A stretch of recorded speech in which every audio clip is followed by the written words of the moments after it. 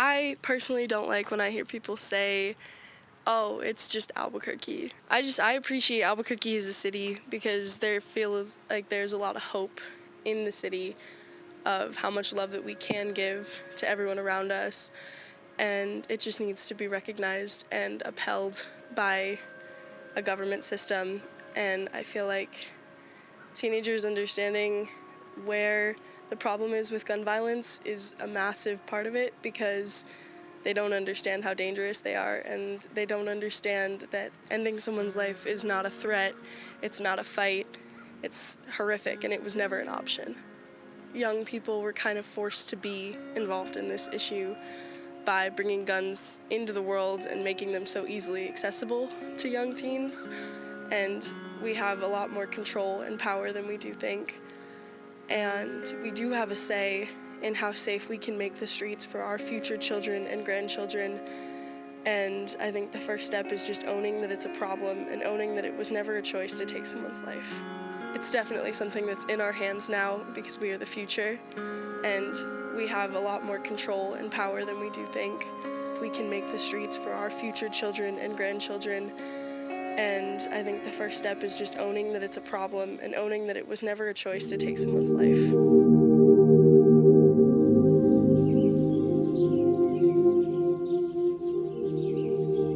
I've known people who are affected by gun violence, I've seen gun violence, and I've been around gun violence. So when it comes to actually finding a solution for preventing gun violence, we have to do all these other things in order to stop it. I think it's a mixture of every aspect going into it, whether it's food insecurity, lack of resources. I think it all plays together because when you have all of these issues piling on one another, the need for something, whether that's money or food, becomes a lot stronger. And whether we want to believe it or not, getting access to a gun is very easy, especially in New Mexico. So when people feel that amount of hopelessness, it becomes kind of a last resort for them to use violence as an option in order to get what they want. When we're all working on these art projects together, when we're organizing protests, when we're creating these bills, or laws, as you can say, everyone is so involved with it and just wanting to prevent it as much as possible. As a woman, that I am impacted by that type of violence, whether it's domestic violence, whether it's assault, whether it's gun violence. I know what it's like to be catcalled. I know what it's like to be victimized. I know what it's like to go through these experiences, and I feel like it's important to give women a voice in those issues. But I have had guns pulled on me from road rage, which is, something that's so unnecessary to use a gun on someone. When we catch someone doing violence, it's straight to jail. It's straight to the bote.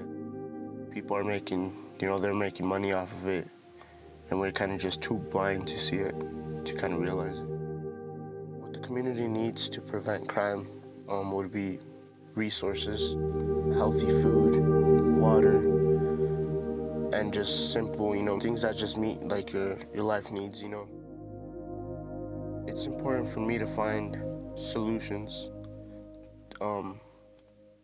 so I can break these cycles of violence, because it won't just benefit helping me, helping my family, but I feel like if every single person does it, we can all make a huge impact on all this together. If we all put just our little dime, our little grain of help, and everyone does this, we can all together make an impact and actually help make a change, and not just say it, but actually do it. You don't want to be a number, bro. That's just kind of where I'm getting at, though, too. You don't want to be that number on that paper. Worrying every day, proving something to someone, that's stress on its own. That's kind of that mental battle.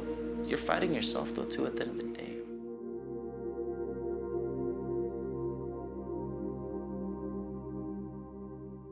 They don't want to see us winning, bro. They want to see us drunk. They want to see us all messed up, not even knowing what sober thoughts are. You know what I mean? Like, they kind of want to see us crunked, bro. They don't want to see us nice. They don't want to see us to have these nice thoughts, because once we do, bro, once we understand, like, damn, all this is around me and it's really bad, you'll start making a difference. You'll start making actions. They don't want you to do that. Why doesn't the South Valley have resources? Why doesn't the South Valley have clean air? Why doesn't the South Valley have basic needs that you kind of see other communities have? And it's it kind of makes you think, like, are we guinea pigs? But we're not guinea pigs. We're warriors. We need to advocate for clean air. We need to advocate for just clean water too. Those closest to the problem are the closest to the solution. At the end of the day, bro, you're rewriting history.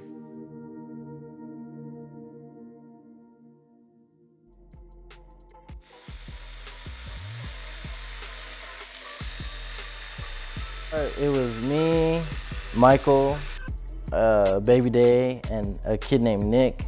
We started this. It wasn't originally called Maze, but we started this collective when we were about 16, probably sophomores in high school, sophomore and juniors. It was definitely a way to bring products to the reservation, specifically for us kids who lived out there on the reservation. And that's really what the goal was, is to bring some products back home.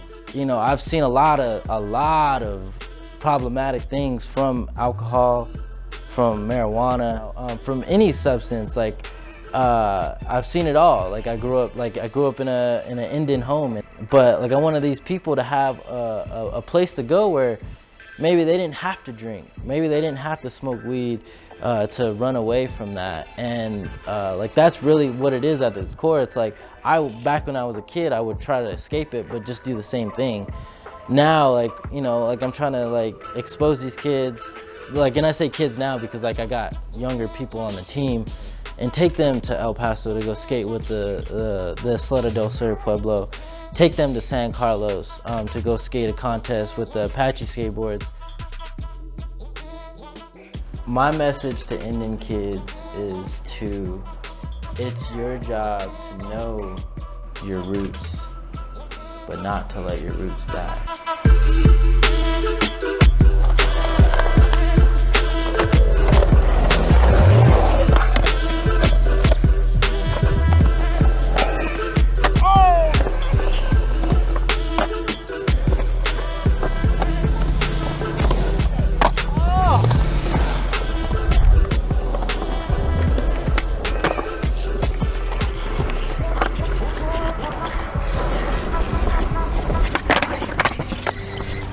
Here we have built our homes, amongst these plains and these mountains, amongst this wind, grasslands and arroyos, amongst the sunset and sunrise, the moon. It can tell you the gunshots ain't more beautiful than our feet dancing and our mouths singing.